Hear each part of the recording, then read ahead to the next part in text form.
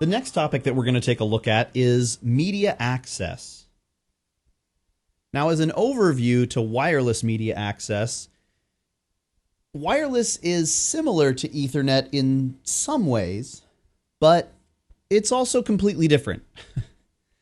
So, as the great Monty Python said, and now for something completely different. Wireless LANs are really used to replace layer 1 and layer 2. Everything from layer 3 on up functions the same way. Layer 1, the physical transmission of data over a wire, or in this case, data radiating out from an antenna through wireless, that's obvious that it's going to be completely different. However, many people don't understand that data is completely different, really. I shouldn't say completely, but very different at layer 2, the data link layer as well. So one of the things that's similar between wireless and wired 802.3 Ethernet networks is the usage of MAC addresses. But we have more MAC addresses here in wireless. And the way we use them is a little interesting. Before we look at the actual usage of those MAC addresses and how we have frames sent and received, we're going to talk about the fact that wireless LAN is a shared medium. So it's very much like the old 802.3 legacy Ethernet hubs that we probably were all at one point so fondly familiar of. And I say that completely facetiously. With hubs, we remember something called CSMA CD. Carrier Sense Multiple Access with Collision Detection. We're actually going to talk about that on the next slide, so I'll save that a little bit more. But we remember that a hub environment was half duplex. No one could talk and listen at the same time. We also remember that we had to deal with contention for the wire. So collisions could occur. Now, the whole idea of carrier sense multiple access with collision detection was to detect and avoid those collisions in the wired access. We can't actually, it was really to detect and not have them occur in the first place with wired. Well, in wireless, we can't necessarily detect collisions. We simply have to use our best ability to avoid them to begin with. Okay? So the access point acts like a hub and repeater. The access point can really only talk to one person at one time. Now with the usage of multiple antennas, that could be, especially if I don't necessarily have multiple antennas on my receiving client, I might be able to talk to more people at once. But each radio, I should say, if I have 3 antennas on my AP, I have 3 radios. So each radio is half duplex. Each radio can only talk or listen, can only transmit or receive. And in Ethernet, especially fast and gig Ethernet, we use switches rather than hubs. So it's not only that I can both talk and listen at the same time, but also multiple people can talk and listen at the same time. With a access point, only one person can talk or listen at any one time. That includes the AP and clients. So as I began to say, 802.3 Ethernet used carrier sense multiple access with collision detection. We listened on the wire for a contention window duration. If someone else was transmitting, we waited for a back-off duration. Otherwise, we could transmit. We also listened for jam signals, for propagation delay duration. If there was a jam, we knew that the collision had occurred. We waited for that back-off duration. Otherwise, we could transmit. That was with wired. With wireless, we can't listen while also sending. So we can't detect if there's a collision while we're sending. So we wouldn't be able to hear a jam signal. So instead, we use carrier sense multiple access with collision avoidance. We tried to avoid the collisions before they happen, as I mentioned. We use something called DCF, or distributed coordinated function. And we use these things called random backoff timers to accomplish this. There's something in the 802.11 specification called point coordinated function, PCF, rather than DCF. This is where the AP, the access point, is the controller. The access point controls the coordinated function of who's allowed to send and receive. It kind of acts like a traffic cop. The thing is, no vendors ever implemented this, so you only basically need to know that it exists, PCF. You don't really need to know anything else about it because it isn't used anywhere. Everyone uses distributed coordination function. The idea of distributed is that every client, including, I should say every wireless device is a transmitter and a receiver in a 802.11 network. Now, if you think about wireless communications that you use today in your car, for instance, this is not the case. If I'm using satellite wireless radio, or if I'm using AM or FM wireless radio, I am not a transmitter. I am simply a receiver. In an 802.11 wireless data network, everyone is both a sender and a receiver, a transmitter and a receiver. With this being said, clients and APs alike distribute the function of coordinating this CSMA CA, or collision avoidance mechanism, to try to avoid the collision. Basically, it's everyone's responsibility to listen, walk into a room, listen to see if anyone's talking. If no one's talking, wait for a little bit and then talk. Okay? And also, we have to receive acknowledgments for every data frame that we send, really for every frame that we send. So if we have transmitted some bit of data, and we'll talk about how this works a little more, there has to be an acknowledgement. Okay? The AP is responsible for acknowledging or ACKing all client data. So let's look a little bit more about DCF. STA is a common way of abbreviating or calling in the industry a station. Okay? This is a station, could be a client, it could be an AP. But if a station needs to send a frame, what they do is they pick a random number between 0 and 31. The idea between random, truly random, being that let's say I had 15 clients and an AP, so 16 devices in a room. If everyone's picking something random, then it's less likely that they're all going to be picking the same number, or that multiple people will be picking the same number. And they're going to count down from there. When they're done, then they're able to transmit. We're actually a little bit more into it, so we'll take a look at the whole picture at the bottom. We also have something called interframe spacing. We have short interframe spacing, point coordinated interframe spacing, which is not used because we don't use point coordinated function, and distributed coordinated interframe spacing. SIFS, or short interframe spacing, has the highest priority, so the lowest time to wait, and this is typically used by the APs. We don't use PIFS, so we won't talk about it. DIFS, distributed coordinated interframe spacing, has the lowest priority and so the highest time to wait. This is typically used by clients. There's also something called the network allocation vector, or NAV, or NAV.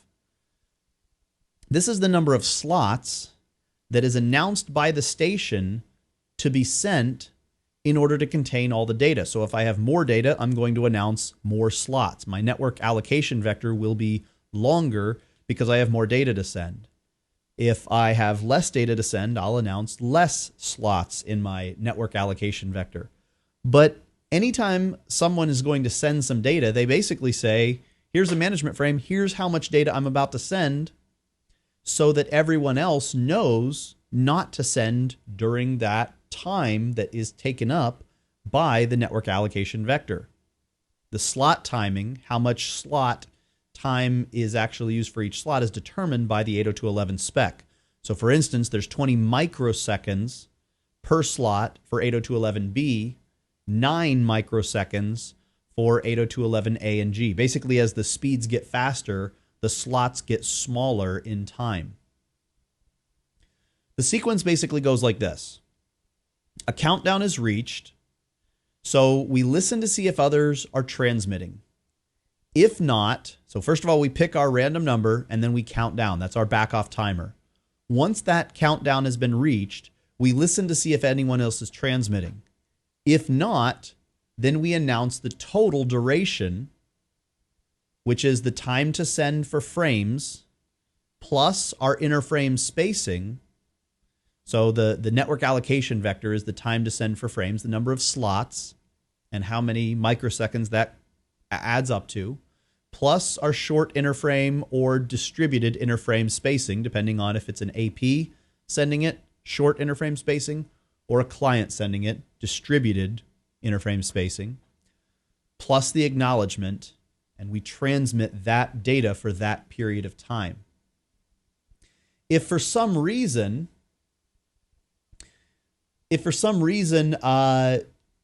somebody, let's say, was talking when we went to transmit, then we're going to have to back off again. So we're basically going to take and we're going to double. So let's say the countdown was reached. We listened to see if someone was transmitting. Instead of if not, there actually was someone transmitting. We're going to double our countdown. We're going to double our back off timer, whatever we had randomly picked, and we're going to begin counting down again. Okay.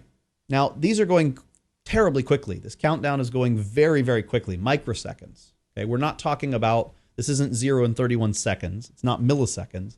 We're talking about very, very fast microseconds.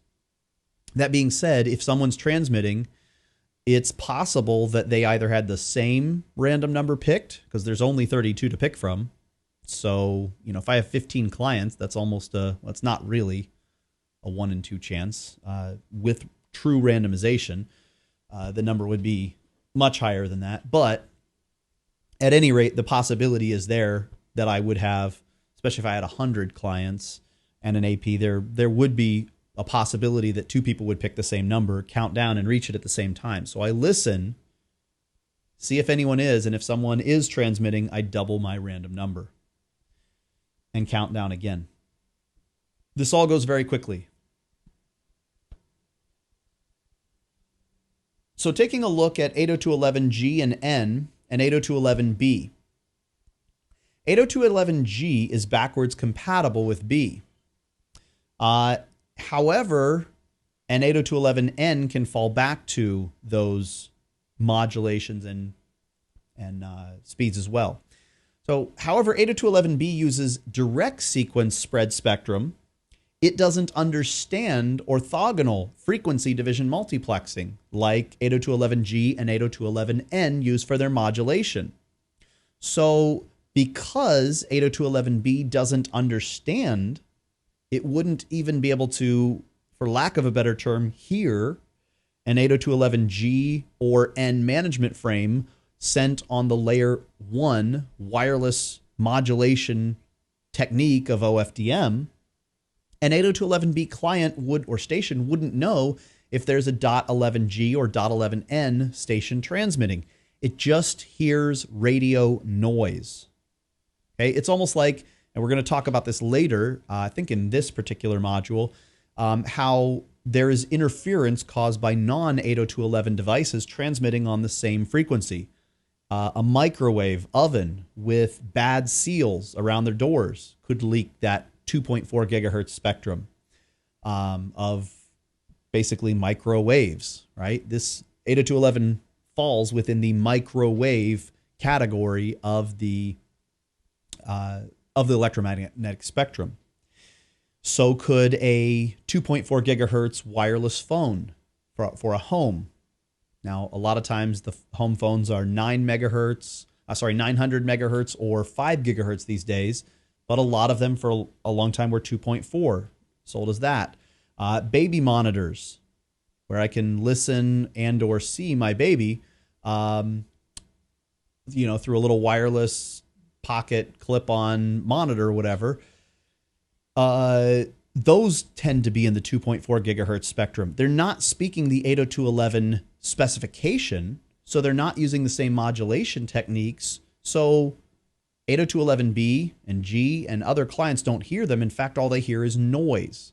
But in the same way, a B station is not going to understand a G or an N station because they're using different modulation techniques. They just hear noise. So what happens is this.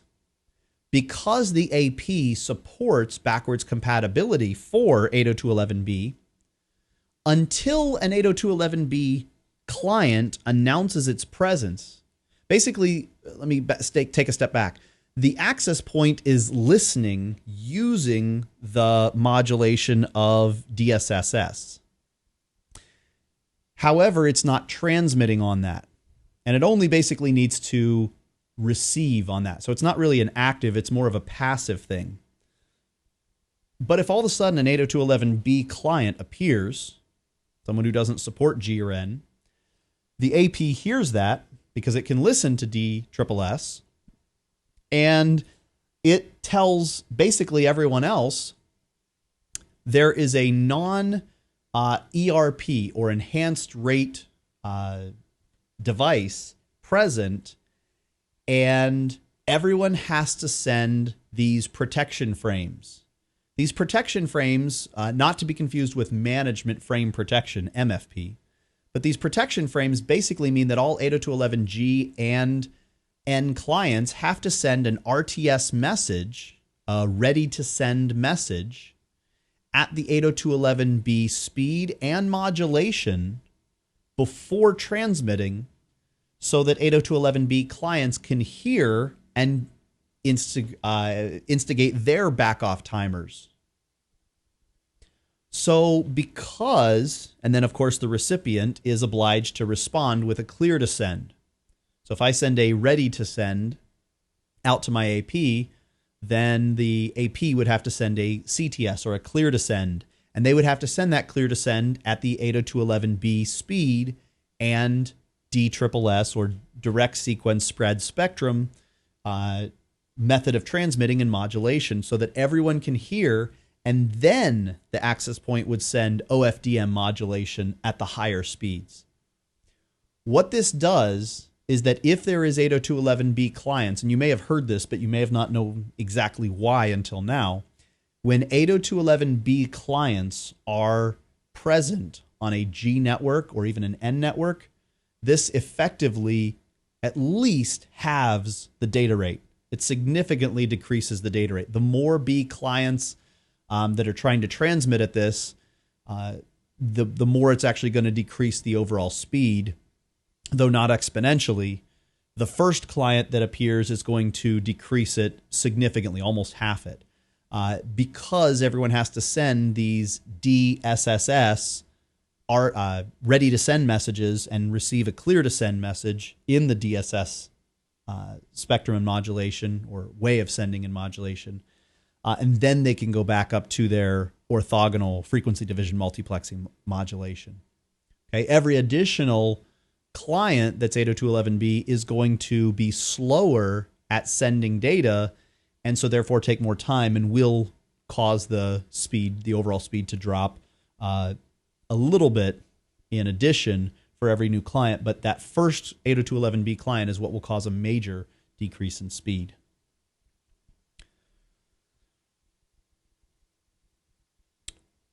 Okay, taking a look at 802.11 headers and frames, we do use still the concept of a frame, just like we do with Ethernet. The headers are much longer than the Ethernet headers. We actually start with a preamble that's 72 bits or possibly 144 bits long, followed by a frame control field that's 2 bytes or 16 bits, 8 bits in a byte. The duration field stating how long the medium is going to be reserved for. How long is that duration field? We talked about that. That was our network allocation vector, so the amount of slots needed, plus the SIFS or distributed IFS, interframe spacing. So our network allocation vector plus our interframe spacing plus the time to ACK. So that's the duration field saying how long we're reserving the wireless medium for. That's 2 bytes. Up to 3 MAC addresses, although in some instances you'll see 4. So that's 18 bytes there. You'll see why we need 3 MAC addresses. It will actually make a lot of sense. You'll remember from Ethernet that we have 2 MAC addresses, the source and the destination. We still have those in wireless, but we also have one more. We have a sequence control field, which is 2 bytes. An optional fourth MAC address field would be 6 bytes if it was present. The frame body can be up to 2304 bytes.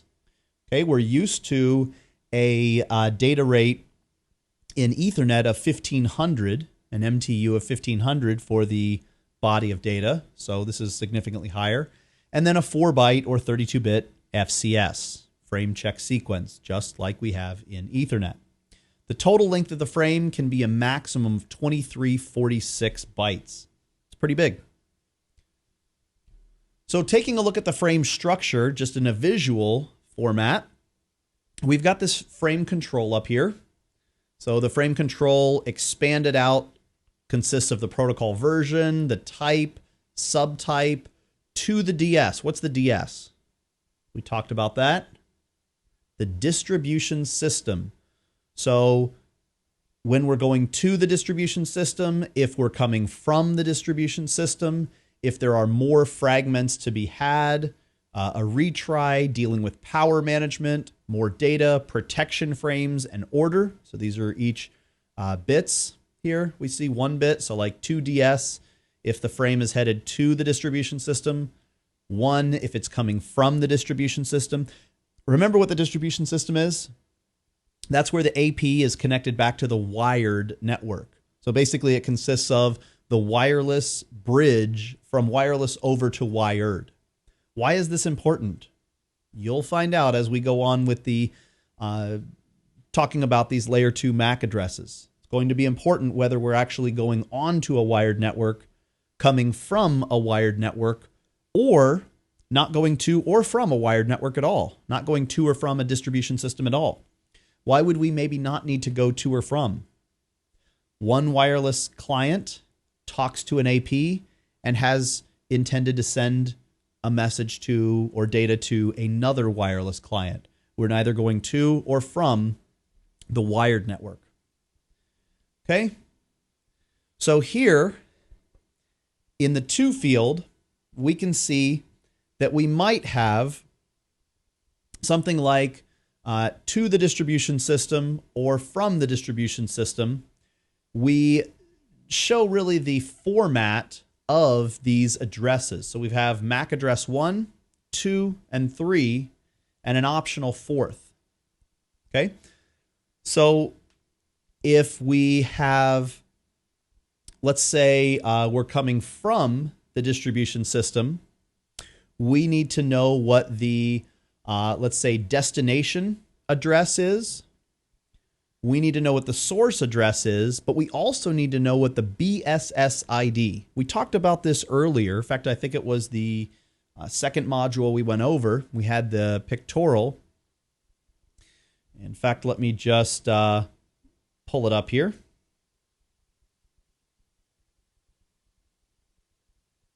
Give me just a second to find the exact right slide. Here it comes.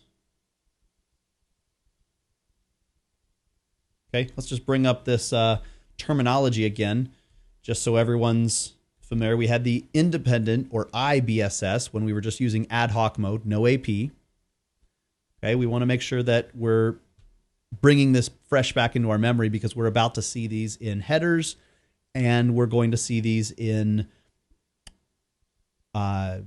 Wireshark captured packet capture. We have the BSS, the basic service set, that's in infrastructure mode. IBSS is ad hoc mode.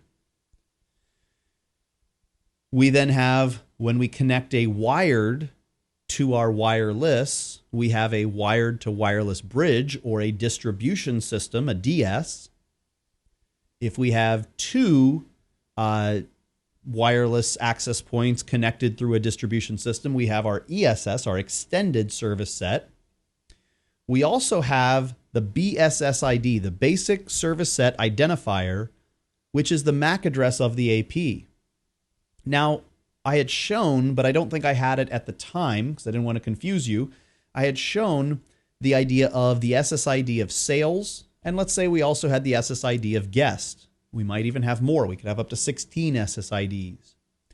For each new SSID, if I have more than one, then I go from having a BSSID to an MBSSID. That's M as in Mike or M as in Mark.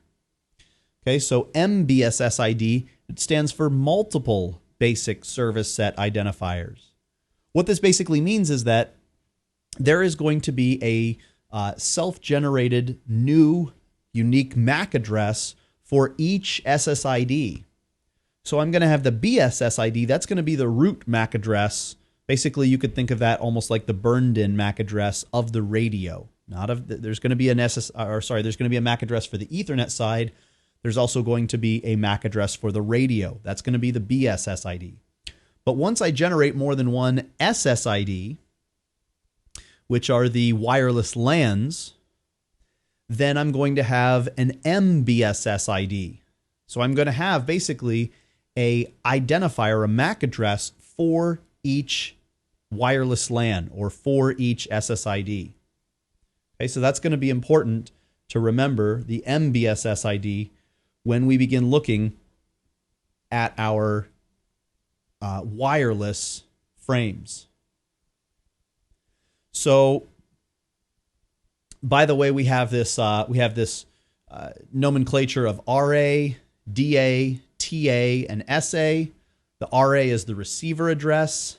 The TA is the transmitter address.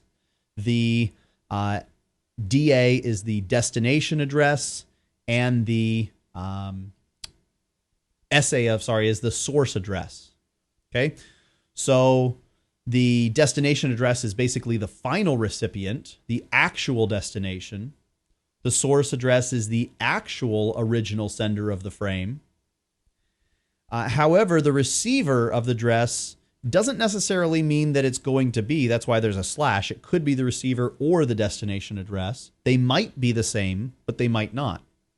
The destination address is the ultimate MAC address we're wanting to send to, but the receiver address might just be the receiver of the wireless frame. They might be different. And you're going to see that as we're sending. We have a graphic, and we're going to be sending this traffic on. So the transmitter address might, and a lot of times is, the same as the source address, but not always. And then we're always going to have the BSSID. So basically, it's going to go like this. Let's get and do some drawing here. Actually, I had already set up this. Couldn't remember if I had set up this particular animation or not. So let's say that I have a client here at 10.1.1.101. MAC address is quadruple A, quadruple B, double C01. I've also got quad A, quad B, double C02. And then the BSSID of this particular access point. Let's just say we don't have multiple BSSIDs. So we don't have multiple SSIDs or multiple wireless LANs. But the basic service set identifier of the AP is quad B, quad C, quad D. So the client is wanting to send a frame. Let's say they're wanting to send it on to this particular router. Okay, IP address of 10.1.1.1. So let's say we're going to first have our destination address, our destination MAC address, in the first address field. Now, why would we have necessarily the BSSID? Well, what if we're actually trying to send a broadcast? We're trying to send an ARP, Address Resolution Protocol. We don't know the MAC address that we need to send to. This is the same as in Ethernet. If we don't know the MAC address that we ultimately need to send to, we know the IP address for our destination IP, but we don't know the destination MAC we have to find for that MAC. We do that with ARP. Same mechanism. So instead, we're going to begin by sending the BSSID as our destination address. We're going to use our own address, our own MAC address as the source address, so in the address to field. And we're going to use all Fs, or all bits turned to on, for the MAC address field as address 3. Okay? It's an ARP. It's an address resolution protocol. It's a broadcast. We're going to send that out. We're going to find that the destination MAC address we want, we already know the destination IP. The destination MAC address is actually the router, because that's who we're wanting to send to. Maybe we're wanting to send beyond that router. Maybe we're wanting to send to this server. So the IP address would be here. But we still know from Ethernet that we send MAC address link by link, even though IP address is something that we send to ultimately. We have the ultimate IP address, but we resolve MAC address link by link. And then we keep those ARP cache tables to keep that in ready memory next time someone wants to send to a particular IP. So we're going to place our destination address in that third field. And if I actually go back to that other slide, it's going to show how those field for address 1, 2, and 3 might change, whether they're going to the distribution system or whether they're coming from the distribution system. That's going to play a large part in where those fields are. But so that, let's say we're going to the distribution system, that BSS ID is going to be an address field 1. The source address is going to be an address field 2. And the ultimate destination address is going to be in MAC address field 3. But the idea is we don't only need to know about our source MAC and the destination, we also have to know which wireless LAN and which controller to send it to. And that's that role of the BSS ID, or in the case of multiple wireless LANs, the MBSS ID, the multiple basic service set identifier. Okay, let's just go. Whoops, wrong direction. We're actually going to come right back to that in just a moment.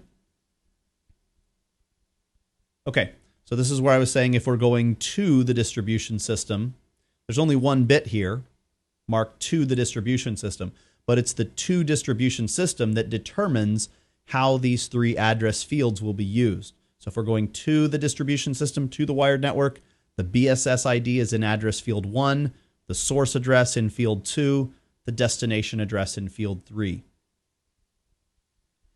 So taking a look at 802.11 frame types in general, we've got 3 main types: management frames, control frames, and data frames. Management frames consist of the subtypes of beacons. Beacons are things that are sent out from the AP every so often, unless, of course, we tell them not to be, or we tell the SSID not to be sent in the beacon frame. They still send beacon frames. Beacons announcing what SSID we have available, announcing certain characteristics of the AP. We have probe requests sent out typically by clients. They could be sent out by APs if we're dealing with mesh networks, but sent out typically by clients.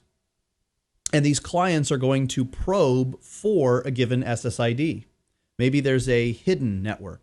It's really not that hidden, but basically it's not announced in a BSS, in a beacon. So if I just boot up my wireless client, my laptop, and I look at the available networks, I don't see it. But if I click to connect to other networks, then all of a sudden I do see something. Well, actually, I have the ability to connect to something. I send out a probe request for that SSID, and I listen to see if anyone is responding using my given specification, 802.11n, 802.11g, maybe everything if I support everything. Multiple different channels. I'm simply sending out that management frame, seeing who's listening on what channels. The probe response from the AP, yes, I support that, for instance. Before authentication, really, I should have had association request and response, a client saying, hey, can I join this network? And the AP saying yes or get lost. If I'm allowed to join the SSID, then I have to do authentication, well, optionally. And we're going to talk a lot more about security later. And the response to that authentication. Maybe I want to de-authenticate or re-authenticate. And the response to that. There's also something that we'll talk a little bit about in a moment called TIM or ATIM, either a traffic indication message or an announcement traffic indication message that has to do with power saving. We'll talk about that in a moment. For control, there's RTS, CTS, and ACK, so ready to send, clear to send, and the acknowledgement. Okay, even an AP is going to send out a ready to send, and a client would respond with clear to send for that particular data and the acknowledgements. Power save polling, basically polling to see can I go into or are you in power save mode. We'll talk a little bit more about that.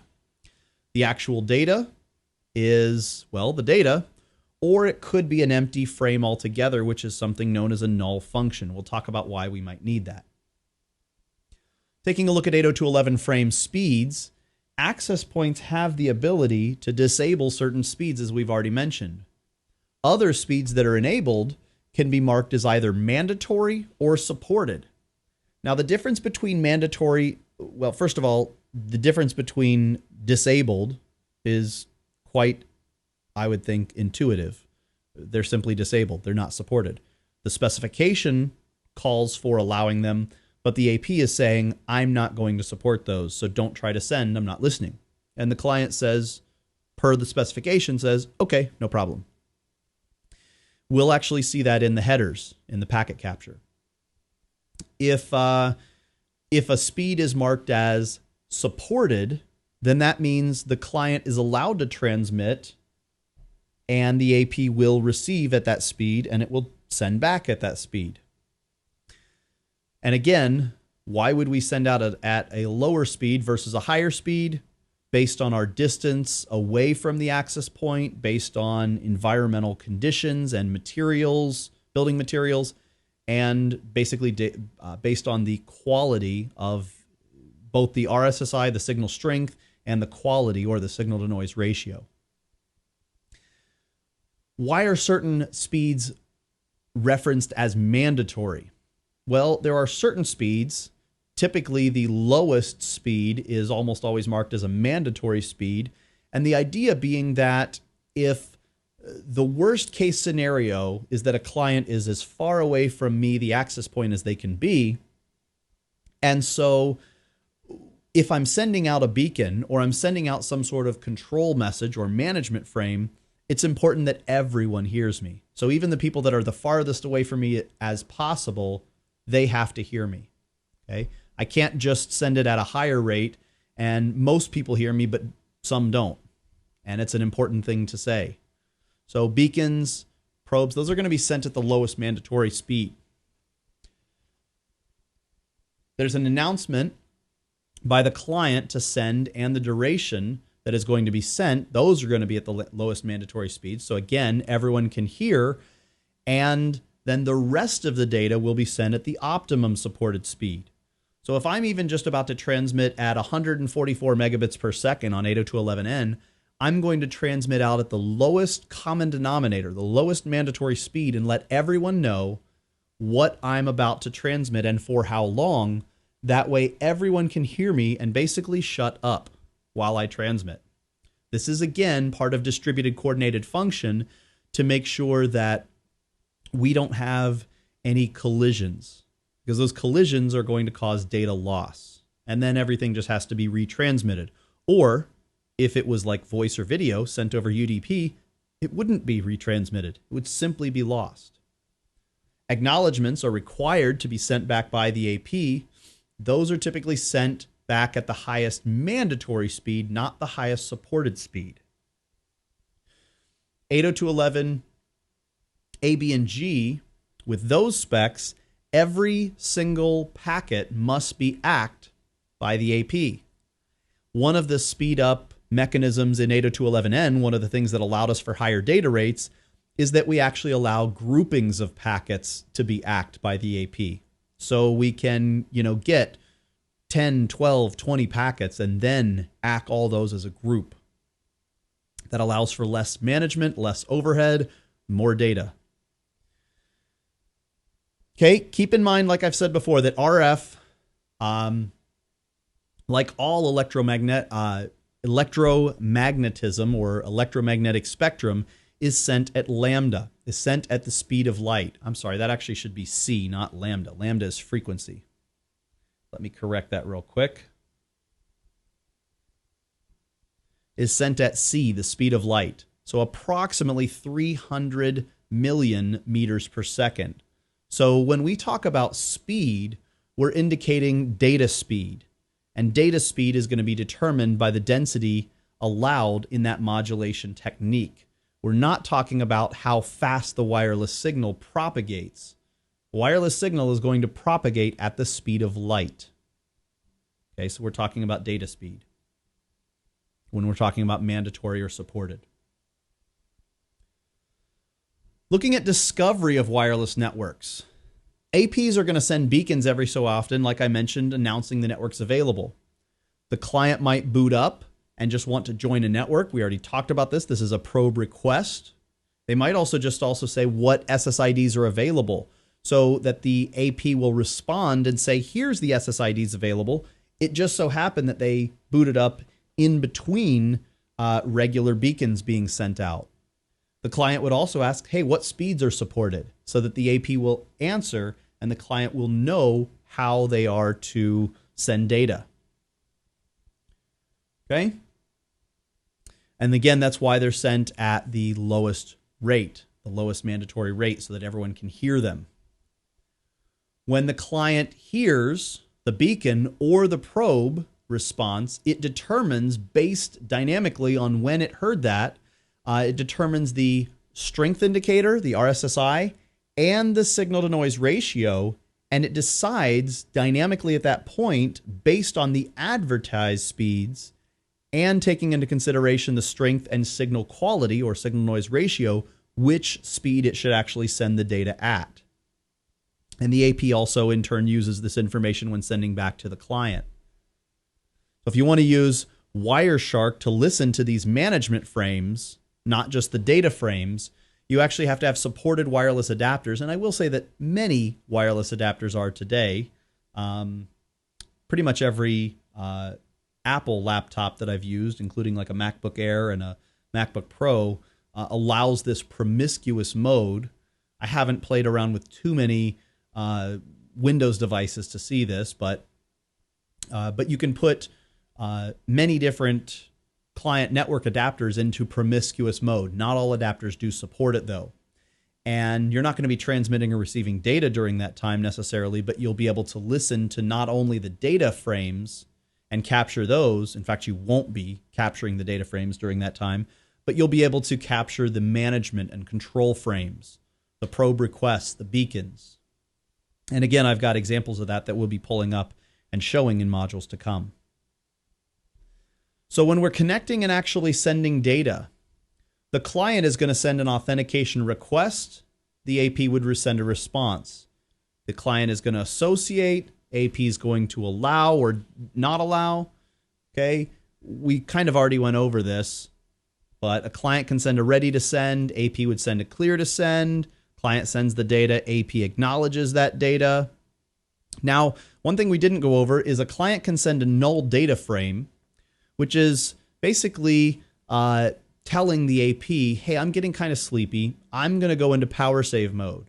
One of the reasons for this is that wireless is used more on laptops than it is on desktops. And laptops tend to have batteries that are not always connected to power sources. So in order to save, because wireless transmission takes a lot of power away from that battery, in order to save battery power and battery life, the wireless device can go into kind of a power save mode. It's still on, but it's just barely listening. It's not really transmitting anything anymore. Now, when the AP later has data ready for that wireless device, it will send a traffic indication message, a TIM, indicating there's traffic ready, and then the client is going to send a PS poll control frame saying, okay, power save poll, I'm kind of waking back up, rubbing my eyes, give me a second. Okay, go ahead and send it. Whoops. So we already looked at the address, we already looked at part of the address resolution, kind of skipped ahead to this slide. One of the things I want to talk about now is how the wireless access point is actually going to convert a wireless frame and data into a wired Ethernet frame. Because an access point is basically acting as a bridge between the wireless network and the wired network. Now, I know that this says LWAP, and I don't show something called a wireless LAN controller. We're going to get into that, so I realized that in this particular drawing, I shouldn't have that LWAP on that particular AP. This should be what's called an autonomous AP, if what I'm about to say is correct. Okay, so this should be a standalone access point, does not have a centralized controller. We'll be talking about centralization of control in the next few modules. But for right now, the client is sending to the distribution system. When the client sends the data to the distribution system, it sends it to the address 1 to the BSSID or the MBSSID, the MAC address of the SSID wireless LAN. The access point is going to decapsulate the 802.11 header, and it's going to encapsulate layer 3 and up to layer 7 into the 802.3, which is a layer 2 header, and then it's going to add layer 1 transmission facility and send that onto the wire. So again, this access point is acting very much like a bridge. It's decapsulating all layer 3 and above information, encapsulating it into, or decapsulating it from 802.11, encapsulating it to 802.3, sending it onto the wire, and then when the response from the server comes back, it comes back in 802.3 Ethernet.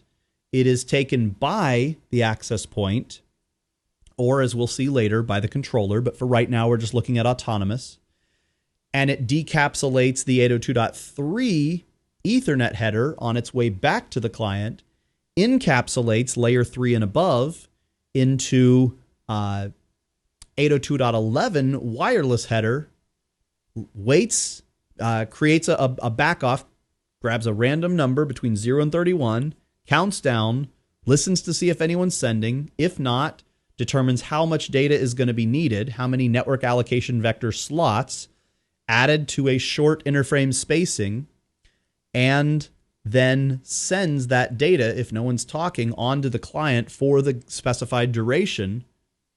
And then we have our complete picture of how the traffic gets back and forth. Now, one of the things to keep in mind, and we're going to have 2 other real short slides, is that we're almost done with this particular module, is interference. And I've kind of alluded to this already, but Bluetooth, the 802.15 spec, 802.15.1 spec specifically calls for 79 narrowband channels using frequency hopping spectrum, spread spectrum. So hopping around on very narrow 2.4 gigahertz spectrum, it only has a range of about 10 meters or about 30 feet, but it does use those 2.4 gigahertz range of devices. So it could, not too much, but it could cause interference. Now, the nice thing about Bluetooth is that not only are the transmissions very small in their overall data that they're sending, but they're also very quick. And they're on such a very narrow band. So even if I have a few Bluetooth devices around me, let's say I have my Cisco IP phone, my 9971 IP phone that supports Bluetooth, and I also have my smartphone, which supports Bluetooth. And I've got, let's say, I don't know, I prefer the Jawbone Bluetooth headset that I can pair to both my smartphone and my Cisco 9971 IP phone. And it works just beautifully with both. And it's right in proximity of my laptop, speaking 2.4 gigahertz. Assuming that I haven't used the 5 gigahertz band for my wireless for my laptop, it's going to cause some interference, but the nice thing is that what's called the duty cycle, or how long it transmits, how active it is going to be very short. The duty cycle is going to be very short. It's going to use quick, small bursts of information, even when I'm actually on it, and it's not going to cause that much interference, but it could cause, and I should say it will cause some interference. Cordless phones using either time division multiplex accessing or frequency division multiplex accessing, some 900 megahertz, some 2.4, some are even 5 gigahertz range. Why do they use these same ranges as our 802.11? Because they are the unlicensed, they're still regulated, but they are the unlicensed bands. In other words, in order to use a wireless device that is outside of the unlicensed band, every single operator, not just the manufacturers who create, but the operators of the device have to go and apply for and be granted a license from the FCC. You cannot just go start your own FM radio station. Not allowed. Okay? In fact, there's whole movements of pirate radio out there that are using licensed bands of wireless frequencies, but are not allowed to be. They're called pirate radio, and they're not allowed to do it, but they do it anyway. You get found out where you're at, which is really not that hard given, triangulation techniques with wireless and location tracking techniques. You get found out where you're at, unless you're mobile and moving around a lot, you are going to get in a lot of trouble. Fined and possibly even imprisoned, depending on the serious nature of your imposition. So everyone's using these same ones because they're unlicensed. They don't require an operator license. Microwave ovens, I said this, typically the older ones with bad door seals. Zigbee, which is the 802.15.4 personal area. 802.15 is personal area networks. 802.15.1 is Bluetooth. 802.15.4 is Zigbee. It's typically used for home automation. Okay, not to be confused with Z-Wave, which is actually a proprietary solution. Z-Wave runs on 900 megahertz unlicensed spectrum, but that's a proprietary solution, not to be confused with X10, which is all a wired home automation solution. But Zigbee is a open standard. Some uses 900, some uses 2.4. The worst possible thing that you could have to interrupt your wireless transmission of 802.11 is a wireless analog camera. And a baby monitor is probably one of the chief culprits of those. Why? If you think about it, if let's say I have a baby monitor, a wireless baby camera watching my kid, in their crib, brand newborn, whatever, you want to make sure that they're safe and still breathing and, all that very important stuff. I don't want to minimize that. But talking about its impact on wireless networks, if I think about when is that camera transmitting, it's always transmitting. Always. I always want to see every single movement. I want to see 30 frames a second. So that's a lot of data being sent continuously. When is a microwave oven transmitting? For the 1 or 2 or 3 minutes that it was on cooking my food. Maybe 5 minutes. 15 at the outside. When is a cordless phone transmitting? When someone's on that phone, other than a few, keep alive frames, only when someone's talking on the phone. When is Bluetooth transmitting?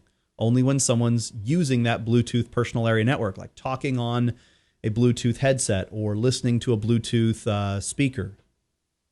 When is Zigbee transmitting? Only when that home automation command is sent extremely quickly. Okay?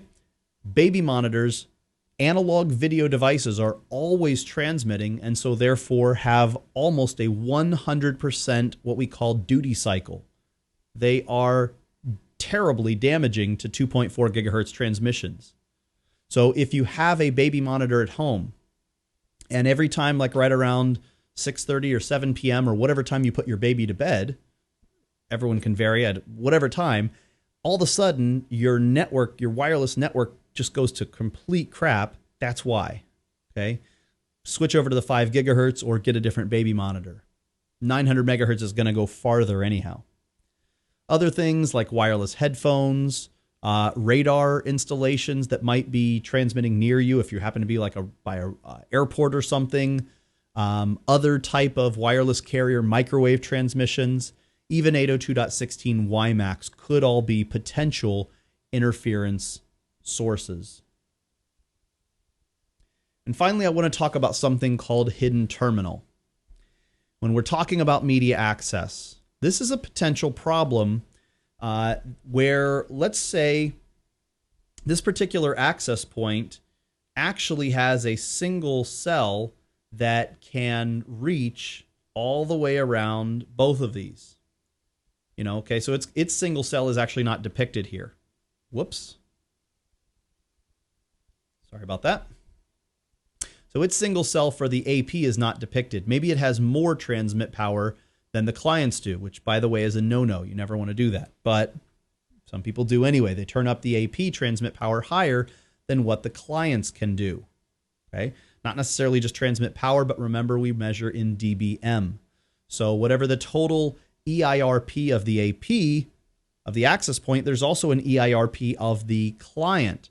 What's the transmit power of the client included with the either internal or external antenna?